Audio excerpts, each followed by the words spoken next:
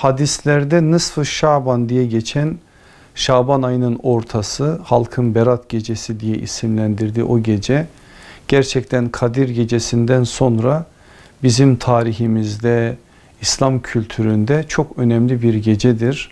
Aleyhissalatü vesselam Efendimiz de o gece affa, mağfirete dikkat çektiği için, umumi bir af gerçek manada Allah'tan isteyenlere verileceğinin müjdesini verdiği için berat diye, yani bir şekliyle günahlardan, kötülüklerden uzaklaşma ve beratını alarak Allah'ın rahmetini kazanma adına bir müjdeyi içinde taşıdığı için öyle isimlendirilmiştir.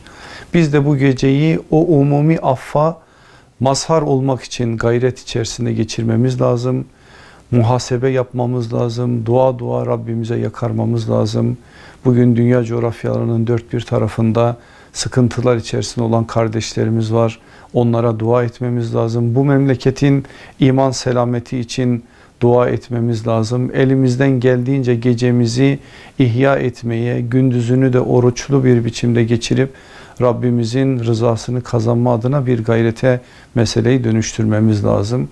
Ben de dua ediyorum, inşallah bu güzel gece ümmeti Muhammed'in tamamının beratına, insanlığın da hidayetine vesile olsun ve Cenab-ı Hak bu geceyi de eksiklerimizi tamamlamayı, noksanlarımızı tamamlamayı, aşırılıklarımızı önlemeyi, hedeflerimizi daha fazla ulvileştirmeyi, ihlaslarımızı ziyadeleştirmeyi, imanlarımızı kavileştirmeyi de bizlere nasip eylesin. Bütün ümmeti Muhammed'e bu gece hayır ve bereket getirsin inşallah.